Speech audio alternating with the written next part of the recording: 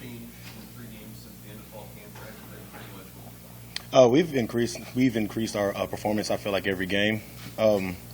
Just from what I've seen on film, little details have been corrected, and there's still little details that we still need to polish up. But every game, I've seen corrections. I've seen little holes get patched up, and I think that's huge going into conference. What do you anticipate now that Big Ten play is beginning?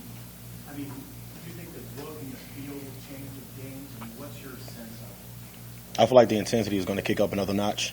I feel like every game, we've seen more and more of our potential, and it has increased our performance. And I feel like going into conference is just throwing another fuel to the fire. It's going to intensify not just our play, but of course the competition is going to get better. So that's what we want. We want to play the best of the best. So we're just kind of really eager and anxious to play.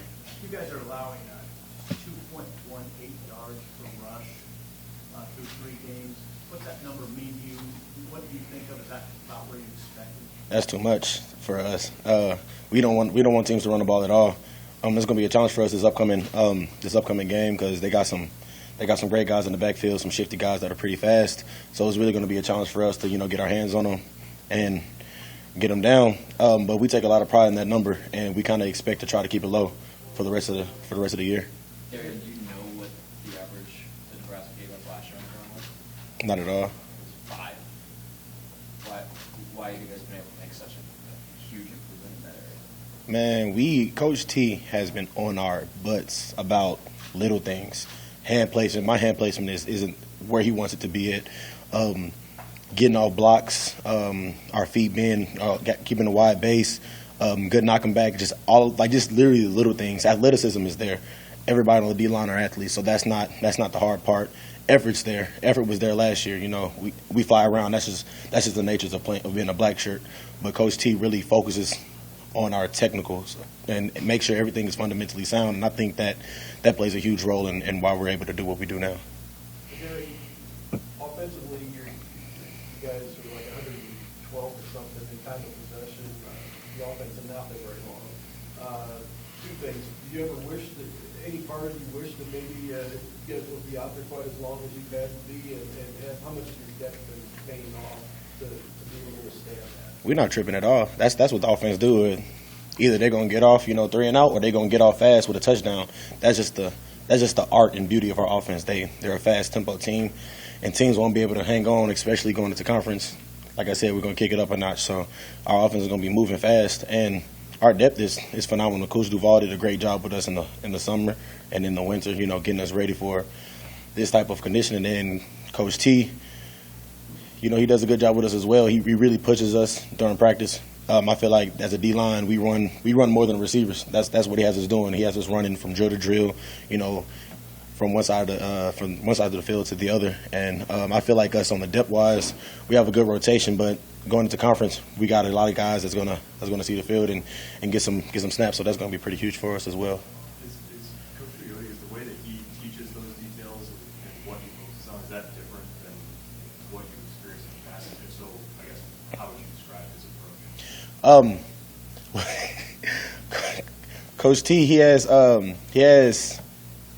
has experience in special ed teaching, and he kind of takes pride in that because he's able to break it down, for us. And, D linemen, they think we're slow. So for him to break it down and bring it to a level where it's literally like white and black, it's huge. And he has a lot of history with like NFL guys, and he shows us a lot of their cut-ups and shows that we make a lot of the same mistakes that they make. So it really gives us confidence that we're literally doing the same thing that the pros are doing. What was your level of pride in your brother when you got that big stop down there at the goal line on 3rd down?